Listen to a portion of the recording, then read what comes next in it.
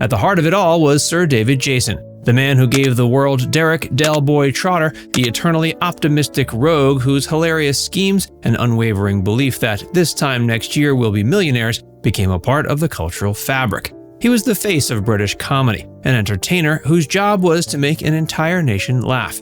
But behind the scenes, while the cameras were rolling and the studio audience roared, Jason was nursing a devastating secret. He was living through a private, slow-motion tragedy that stood in stark contrast to the public joy he created every day. Join us as we reveal the heartbreaking secret David Jason carried while making an entire nation laugh. Becoming a national treasure. When Only Fools and Horses first aired in September 1981, few could have predicted it would become a cultural juggernaut. Set in the working-class London borough of Peckham, the sitcom followed the misadventures of the Trotter family. Yet it was David Jason's portrayal of Del Boy that elevated the show from a simple comedy to a national treasure. He wasn't just a market trader, he was a dreamer, a philosopher in a sheepskin coat, and his relentless optimism captured the spirit of an era. The cast and crew were not just colleagues, they were a tight-knit family, a band of friends united in bringing John Sullivan's brilliant scripts to life. This sense of camaraderie was palpable on screen and was a key ingredient in the show's enduring success. Private burdens and step into the much simpler, funnier world of Del Boy. It was a necessary escape. Years later, he reflected on the profound bond he shared with his co-stars. Quote, "It wasn't like going to work. It was going to have fun with your mates. We loved each other." This joyful environment, however, soon became one half of a painful double life, as a storm was gathering in his world away from the cameras. Little did the millions of fans know that the man making them laugh was about to face a challenge that would test the limits of his strength. A love story beyond the spotlight. Long before he was Del Boy, David Jason was just another working actor. In 1977, while performing in a play in Cardiff, a friend introduced him to a vibrant Welsh actress named Myfanwy Talog. The connection was immediate and powerful. Myfanwy was a star in her own right, a respected actress, famed for her work on Welsh television, particularly with the comedy duo Rhys and Ronnie. She had trained as a teacher before pursuing her passion for acting, appearing in numerous shows like Ryan and Ronnie, Taff Acre, and later, Yes, Prime Minister, and even provided voice work for the animated classic The BFG. Their relationship blossomed despite the logistical challenges of their careers. They began an 18-year partnership that would become the bedrock of Jason's life, a source of profound love and stability that existed far from the glare of the public eye. Crucially, their love story began 4 years before Only Fools and Horses ever aired. Myfanwy knew David Jason, the actor, not Del Boy, the icon. In her hometown of Carys, Flintshire, she was the local celebrity, and he was simply her partner.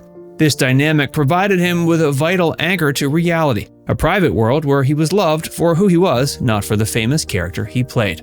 He later recalled the humble, slightly complicated beginnings of their enduring romance. Quote, "I was instantly taken with Myfanwy and she with me. We started to go out together, which was quite tricky at first because she was in Wales and I was either in London or on tour.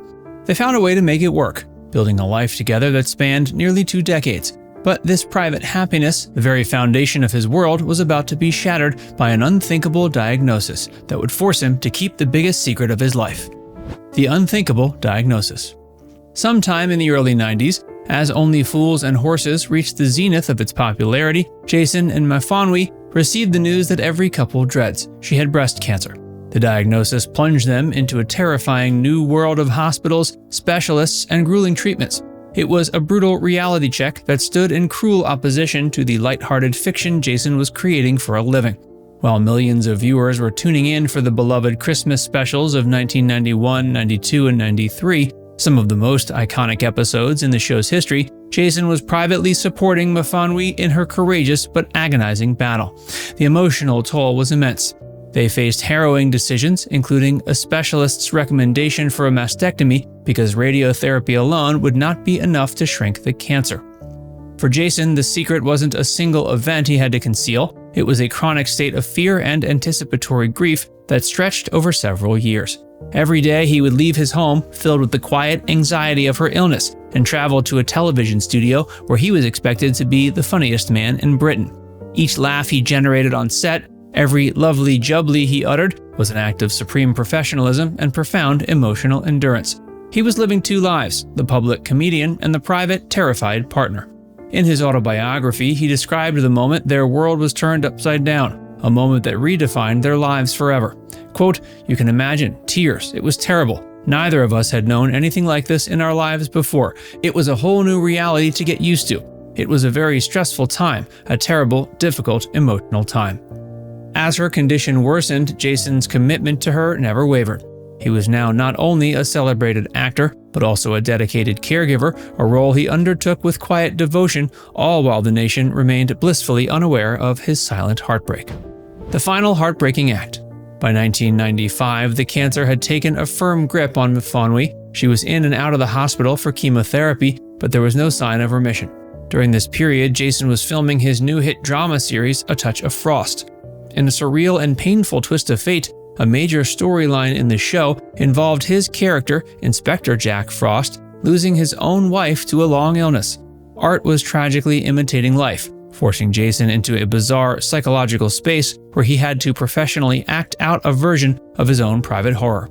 As her health declined, she began to fade away and was moved to the Florence Nightingale Hospice near Stoke Mandeville. Jason was a constant presence, witnessing the devastating physical toll the illness had taken on the love of his life. On March 11, 1995, after 18 years together, Miffanwy Telog passed away at age 50, leaving Jason numb with grief.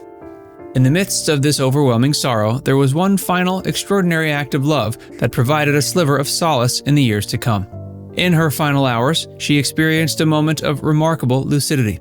Quote, "Amazingly, just hours before she died, she asked for a pen and paper and wrote down a list of gifts she wished dispersed to the relatives after her death. She had woken up to do that. It was as if she knew it was on its way. I drew comfort from that, perhaps not then, but since." The secret was over, but the grief was beginning. The man who made millions laugh was now facing the profound silence of loss, completely alone. Now it's time to hear from you. What do you think is the most powerful way to honor the memory of a loved one? Let us know in the comments section below.